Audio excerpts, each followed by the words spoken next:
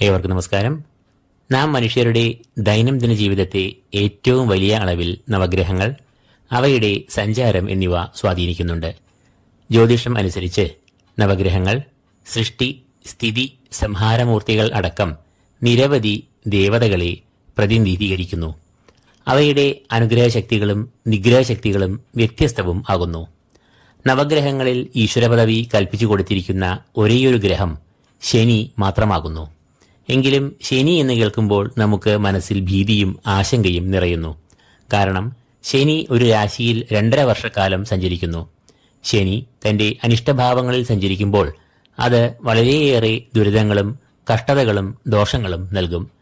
കണ്ടകശനി എന്ന അവസ്ഥ വരുമ്പോൾ ഒരു വ്യക്തിക്ക് ശനി വിതയ്ക്കുന്ന ദുരിതങ്ങൾ നീണ്ട 2.5 വർഷക്കാലം അനുഭവിക്കേണ്ടതായി വരുന്നു. എന്നാൽ 7.5 ശനി വരുമ്പോൾ തുടർച്ചയായി 7.5 വർഷക്കാലമാണ് ശനി വിതയ്ക്കുന്ന ദുരിതങ്ങളുടെ കയ്പുനീർ രുചിക്കേണ്ടി വരിക.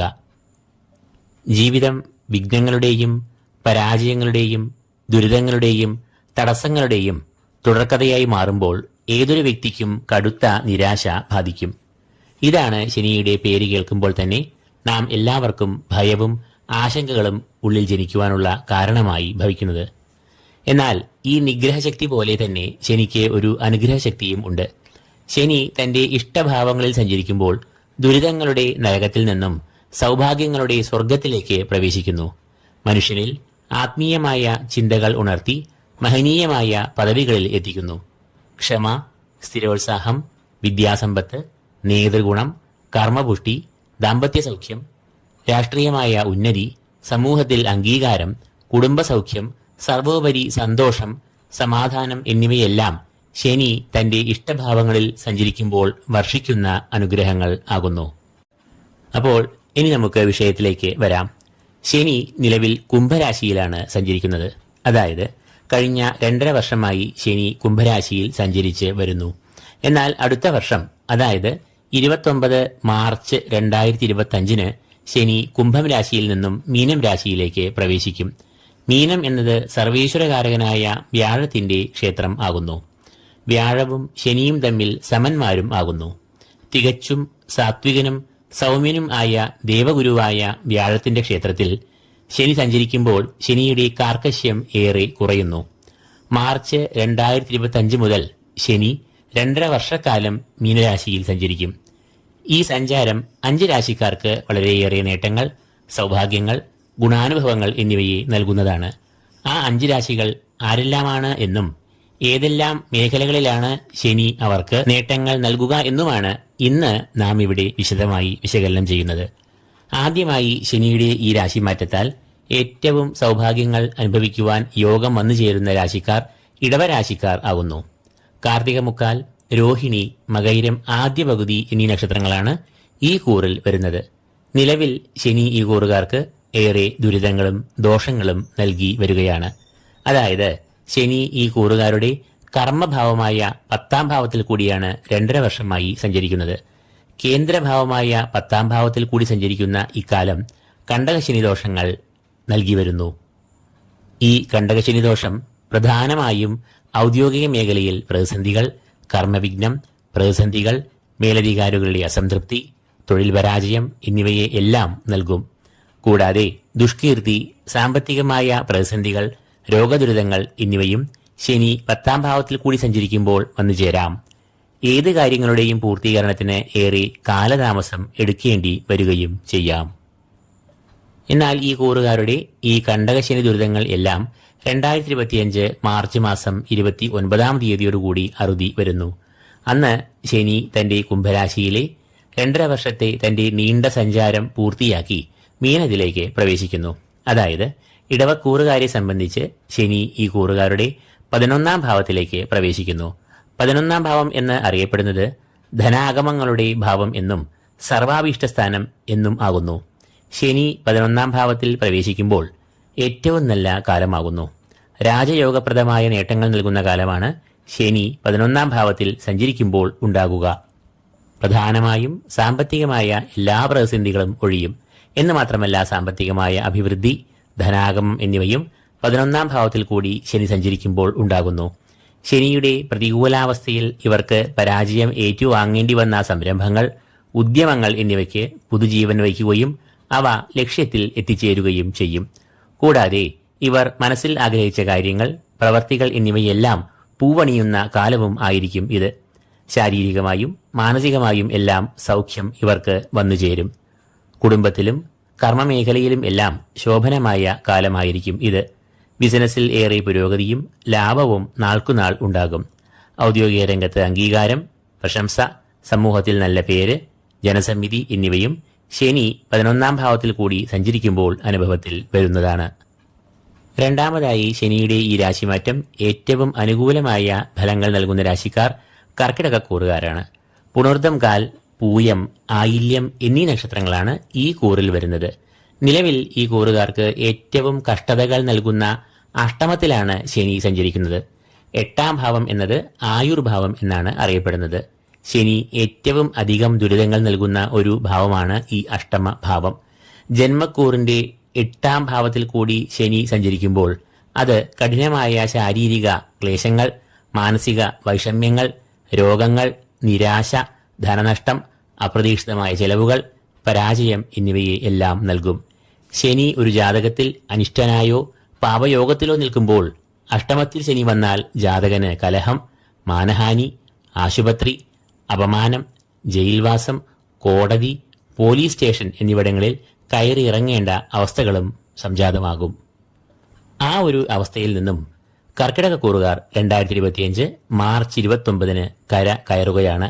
കര കയറുന്നു എന്ന് മാത്രമല്ല, ഇവർക്ക് വളരെ നല്ല ഒരു കാലവും ശനിയുടെ ഈ രാശിമാറ്റത്തിലൂടെ വന്ന് ചേരും. 9ാം ഭാവം എന്നാൽ ഭാഗ്യഭാവം എന്നാണ് അറിയപ്പെടുന്നത്. ഈശ്വരകടാക്ഷം, ഗുരുകടാക്ഷം, പിതൃപുണ്യം എന്നിവയെല്ലാം ഈ ഭാവത്തെ കൊണ്ടാണ് ചിന്തിക്കുന്നത്. ശനി 2025 മാർച്ച് 29 9ാം ഭാവത്തിലേക്ക് പ്രവേശിക്കുന്നു. ഈ കൂറുകാരുടെ 9ാം ഭാവത്തിൽ പ്രവേശിക്കുകയും തുടർന്ന് 2.5 വർഷക്കാലം ആ ഭാവത്തിൽ സഞ്ചരിക്കുകയും ചെയ്യുന്ന ശനി പിതാമഹ പ്രീതിയെ ഇവർക്ക് നൽകും. പിതൃപുണ്യം ഉണ്ടാകുമ്പോൾ കുടുംബത്തിൽ ക്ഷേമം, ഐശ്വര്യം എന്നിവയും ഉണ്ടാകും. കൂടാതെ ഈശ്വരകടാക്ഷവും ഗുരുപുണ്യവും ഉണ്ടാകുന്നു. മനസ്സിൽ ധർമ്മചിന്തകൾ, സാത്വികമായ മനോഭാവം എന്നിവ ഉടലെടുക്കുന്നു. ക്ഷേത്രദർശനം, തീർത്ഥാടനം എന്നിവയിലൂടെ ആത്മീയമായ ഉന്നതി ഈ കൂറുകാർ പ്രാപിക്കും. വ്യക്തിജീവിതത്തിലും കുടുംബജീവിതത്തിലും കർമ്മരംഗത്തും സാമൂഹിക രംഗത്തും എല്ലാം ഇവർക്ക് സൽപ്പേര്, ഐശ്വര്യം, നേട്ടങ്ങൾ, അംഗീകാരം എന്നിവ ഉണ്ടാകും. ഭാഗ്യപുഷ്ടി ഉണ്ടാകുമ്പോൾ സാമ്പത്തികമായ ഉന്നതിയും പ്രാപിക്കുന്നു. പല സ്രോതസ്സുകളിൽ നിന്നും ധനാഗമം ഉണ്ടാകുന്നു. ബിസിനസ്സിൽ പുരോഗതി, ലാഭം എന്നിവ വന്നുചേരുന്നു. എന്നാൽ ഒരു കാരണവശാലും ഇവർ ആരുടെയും പ്രലോഭനങ്ങളിൽപ്പെട്ട് ധർമ്മത്തിൽ നിന്നും വ്യതിചലിക്കരുത്. അങ്ങനെ വരുമ്പോൾ അത് ഇവർക്ക് പലതരത്തിലുള്ള തിരിച്ചടികൾ നൽകുമെന്നും ഈ കൂറുകാർ ഓർക്കുക. മൂന്നാമതായി ശനിയുടെ ഈ രാശിമാറ്റത്താൽ ഏറ്റവും നേട്ടങ്ങളും ഭാഗ്യവർദ്ധനവും വന്നുചേരുക തുലാക്കൂറുകാർക്കാണ്. ചിത്തിര 2ാം പകുതി, ചോതി, വിശാഖം 3/4 എന്നീ നക്ഷത്രങ്ങളാണ് ഈ കൂറിൽ വരുന്നത്. ഈ കൂറുകാരുടെ 6ാം ഭാവത്തിലേക്കാണ് ശനി പ്രവേശിക്കുന്നത്. 6ാം ഭാവം എന്നത് രോഗം, ശത്രുക്കൾ, ചെലവുകൾ, പാഴായി പോകുന്ന യാത്രകൾ, അലച്ചിലുകൾ, ദുരിതങ്ങൾ, ശാരീരിക മാനസിക വ്യഥകൾ എന്നിവയെ എല്ലാം കുറിക്കുന്ന ഭാവം ആകുന്നു. എന്നാൽ ഈ കൂറിൽ കൂടി ശനി സഞ്ചരിക്കുമ്പോൾ അത് ശ്രേഷ്ഠമായ ഫലങ്ങളെ നൽകുന്നു. പ്രധാനമായും ശത്രുവിജയം നൽകുന്നു. ശത്രുക്കളെയെല്ലാം നിഷ്പ്രഭർ ആക്കുന്നു. ശനി 6ൽ കൂടി സഞ്ചരിക്കുമ്പോൾ ഏത് പ്രതിസന്ധികളെയും നേരിട്ട് തോൽപ്പിക്കുവാനുള്ള ആത്മബലം ഇവർക്ക് ലഭിക്കുന്നു. കൂടാതെ ഏത് പ്രവർത്തികളിൽ ഏർപ്പെട്ടാലും അവയിൽ എല്ലാം വിജയം, ലക്ഷ്യം എന്നിവ കണ്ടെത്തും. കടബാധ്യതകൾ, രോഗം എന്നിവയിൽ നിന്നെല്ലാം ഇവർക്ക് മോചനം ലഭിക്കുന്നു. ഉണർവ്, ഉന്മേഷം എന്നിവയെല്ലാം ശനി 6ാം ഭാവത്തിൽ കൂടി സഞ്ചരിക്കുമ്പോൾ ഇവർക്ക് വന്നുചേരും. നേതൃപാടവം, നായകത്വം എന്നിവ ഇവർക്ക് വളരെയധികം വർദ്ധിക്കുന്നതിനാൽ ഇവർക്ക് ഔദ്യോഗിക രംഗത്ത് ഏറെ ശോഭിക്കാനും ആകും. കുടുംബത്തിൽ ഏറെ സന്തോഷം, ക്ഷേമം, ഐശ്വര്യം എന്നിവയും ശനി നൽകും. 4ാമതായി ശനിയുടെ രാശിമാറ്റത്താൽ വളരെയധികം സൗഭാഗ്യങ്ങൾ വന്നുചേരുന്ന രാശിജാതർ മകരക്കൂറുകാരാകുന്നു. ഉത്രാടം 3/4, തിരുവോണം, അവിട്ടം ആദ്യ പകുതി എന്നീ നക്ഷത്രങ്ങളാണ് ഈ കൂറിൽ വരുന്നത്. ഈ കൂറുകാർക്ക് അക്ഷരാർത്ഥത്തിൽ വളരെ വലിയ ഒരു മോചനവും സ്വാതന്ത്ര്യവും ഒക്കെയാണ് ലഭിച്ചിരിക്കുന്നത്.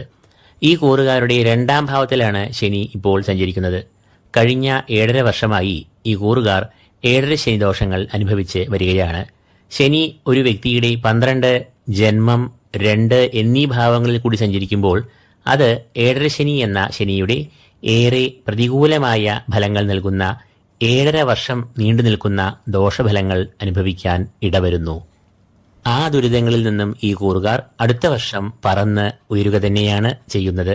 ധനപരമായും ആരോഗ്യപരമായും രോഗമായും മാനസികമായ ദുഃഖങ്ങളാലും എല്ലാം വളരെ ദുരിതങ്ങൾ അനുഭവിച്ചു വരുന്ന ഏഴരശനി ഇതോടുകൂടി ഇവർക്ക് നീങ്ങുകയാണ്.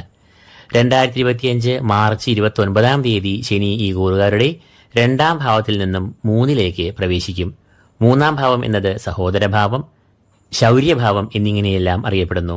ശനി ഈ 3ാം ഭാവത്തിൽ സഞ്ചരിക്കുമ്പോൾ അത് ബന്ധുഗുണം, സഹോദരഗുണം, സുഹൃത്തുക്കളുമായി ഏറെ നല്ല ബന്ധം, സമൂഹത്തിൽ നല്ല പേര്, നേതൃഗുണം എന്നിവ എല്ലാം ഉണ്ടാകുന്നു. ഉണർവ്, ഓജസ്, ആത്മവിശ്വാസം, ആത്മബലം, ധൈര്യം എന്നിവയും 3ൽ സഞ്ചരിക്കുന്ന ശനി ഈ കൂറുകാർക്ക് നൽകും. ഏത് പ്രതിസന്ധികളെയും ഇവർ ചെറുത്ത് തോൽപ്പിക്കും. ഏത് വിഷമാവസ്ഥകളെയും ഇവർ നയപരമായി നേരിടും. ശത്രുക്കൾ പോലും ഇവരുടെ മിത്രങ്ങളായി ഭവിക്കും. കർമ്മരംഗത്ത് ഇവരുടെ പ്രവർത്തന ശൈലിയും ഊർജവും മേലധികാരികളുടെ പ്രശംസയ്ക്കും അംഗീകാരത്തിനും ഇട നൽകും. കൂടാതെ ശാരീരികമായി നല്ല ആരോഗ്യപുഷ്ടി, മാനസികമായ സന്തോഷം, സാമ്പത്തികമായ അഭിവൃദ്ധി, ധനാഗമം, ബിസിനസ്സിൽ ലാഭം, കാര്യവിജയം, അഭീഷ്ടസിദ്ധി എന്നിവയെല്ലാം ഇവർക്ക് ഫലത്തിൽ വന്നുചേരും. മേൽപ്പറഞ്ഞ 4 രാശിക്കാർക്കാണ് 2025 മാർച്ച് മാസം 29 തീയതി മുതൽ ശനി ഏറ്റവും അനുകൂലൻ ആകുന്നത്. എന്നാൽ ഒരു രാശിക്കാർക്ക് കൂടി ശനിയുടെ രാശിമാറ്റം ഭാഗികമായി ഗുണാനുഭവങ്ങളെ നൽകുന്നുണ്ട്. എന്നാൽ ഗുണവും ദോഷവും സമ്മിശ്രമായാണ് ഈ കൂറുകാർക്ക് ശനി നൽകുക എന്ന് അറിയുക. ആ രാശിക്കാർ വൃശ്ചികക്കൂറുകാരാണ്. വിശാഖം, കാൽ, അനീഴം, തൃക്കേട്ട എന്നിവയാണ് ഈ കൂറിൽ വരുന്ന നക്ഷത്രങ്ങൾ. നിലവിൽ ഈ കൂറുകാരുടെ 4ാം ഭാവത്തിൽ കൂടിയാണ് ശനി സഞ്ചരിക്കുന്നത്.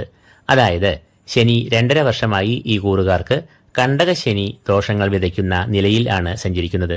4ാം ഭാവം എന്നാൽ കുടുംബഭാവം എന്നാണ് അറിയപ്പെടുന്നത്. മാതാവിനെയും ഈ ഭാവത്തിൽ ചിന്തിക്കുന്നു. 4ാം ഭാവത്തിൽ കൂടി ശനി സഞ്ചരിക്കുമ്പോൾ അത് കുടുംബത്തിൽ സുഖക്കുറവ്, അനൈക്യം, കുടുംബാംഗങ്ങൾക്ക് രോഗദുരിതങ്ങൾ, തടസ്സങ്ങൾ എന്നിവയെ എല്ലാം സൃഷ്ടിക്കുന്നു. കൂടാതെ മാതാവിന് രോഗാരിഷ്ടതകൾ, ശാരീരികമായ ക്ലേശങ്ങൾ, വാഹനാപകടം, സ്വജനകലഹം, വിവാദം എന്നിവയെല്ലാം 4ാം ഭാവത്തിൽ കൂടി ശനി സഞ്ചരിക്കുമ്പോൾ സംജാതമാകാം. എന്നാൽ ശനി അടുത്ത വർഷം മാർച്ച് 29 തീയതി രാശി മാറുമ്പോൾ ഈ കൂറുകാരുടെ 5ാം ഭാവത്തിലേക്ക് പ്രവേശിക്കുന്നു. 5ാം ഭാവം എന്നത് സന്താനഭാവം എന്നാണ് അറിയപ്പെടുന്നത്. കൂടാതെ ബുദ്ധിശക്തി, പഠനം, വിദ്യാഭ്യാസം, ചിന്തകൾ എന്നിവയും ഈ ഭാവത്തെ കൊണ്ട് ചിന്തിക്കുന്നു. ശനി 5ാം ഭാവത്തിലേക്ക് പ്രവേശിക്കുമ്പോൾ ഈ കൂറുകാർ അനുഭവിച്ചു വന്നിരുന്ന കണ്ടകശനിക്കാലം തീരുന്നു. അതുതന്നെ ഇവർക്ക് ഏറെ ആശ്വസിക്കാൻ ഇട നൽകുന്ന വലിയൊരു കാര്യമാണ്. 5ാം ഭാവം എന്നത് ഉപാസനാമൂർത്തിയുടെയും ആത്മീയ ചിന്തകളുടെയും കൂടി ഭാവം ആകുന്നു. അതുകൊണ്ട് തന്നെ ശനി ഈ 5ാം ഭാവത്തിൽ കൂടി സഞ്ചരിക്കുമ്പോൾ കുടുംബദൈവത്തിന്റെ അല്ലെങ്കിൽ ഉപാസനാമൂർത്തിയുടെ ചൈതന്യം ഉണരുന്നു. അതിനാൽ ഈ കൂറുകാർ തങ്ങളുടെ പരദേവത, കുടുംബദേവത എന്നിവർക്കായി വഴിപാടുകൾ കഴിക്കുക. കുടുംബമായി കുടുംബക്ഷേത്രങ്ങളിലോ തങ്ങൾ ആരാധിക്കുന്ന ആരാധനാമൂർത്തിയുടെ ക്ഷേത്രങ്ങളിലോ ദർശനം നടത്തുക. തൽഫലമായി കുടുംബത്തിൽ ക്ഷേമം, ഐശ്വര്യം, ധനം എന്നിവ വർദ്ധിക്കുന്നു. സന്താനങ്ങൾക്കും ഏറെ അഭിവൃദ്ധി, വിദ്യാപുരോഗതി എന്നിവയെ ഉണ്ടാക്കുന്നു. എന്നാൽ പരദേവതയെ അവഗണിച്ച് മറന്ന് ധർമ്മഭ്രംശം വരാൻ ഇടയാക്കിയാൽ അത് സന്താന ദുരിതം, അല്പമായ വരുമാനം, കാര്യതടസ്സങ്ങൾ, പരാജയം, അലച്ചിലുകൾ എന്നിവയെ നൽകാം. അതിനാൽ ഈ കൂറുകാർ ഈശ്വരനെ നന്നായി ഭജിക്കേണ്ടതാകുന്നു. സർവോപരി ധർമ്മചിന്തകളും സൽപ്രവർത്തികളും അനുഷ്ഠിക്കേണ്ടതും ആകുന്നു. അപ്പോൾ മേൽ പറഞ്ഞ 5 രാശികൾക്കും ഫലത്തിൽ ശനിയുടെ രാശിമാറ്റത്തിന്റെ ഫലമായി വളരെയധികം രാജയോഗപ്രദമായ ഗുണാനുഭവങ്ങൾ, സൗഭാഗ്യം എന്നിവ വന്നുചേരുന്നു. ഒരു ഗൃഹനിലയിലുള്ള ശനിയുടെ ബലം, പാപയോഗം എന്നിവയ്ക്കനുസരിച്ച് പറഞ്ഞ ഫലങ്ങളിൽ വ്യതിയാനം വരാവുന്നതാണ്. ഈ വിവരണം നിങ്ങൾക്ക് പ്രയോജനപ്രദമായെങ്കിൽ ഈ വീഡിയോ ലൈക്ക് ചെയ്യുക. കൂടാതെ ഈ ചാനൽ സബ്സ്ക്രൈബ് ചെയ്യാത്തവർ സബ്സ്ക്രൈബ് ചെയ്യുക. ഏവർക്കും ഈശ്വരാനുഗ്രഹങ്ങൾ നേർന്നുകൊണ്ട് ഈ എപ്പിസോഡ് ഇവിടെ പൂർണ്ണമാകുന്നു. ഏവർക്കും നന്ദി, നമസ്കാരം.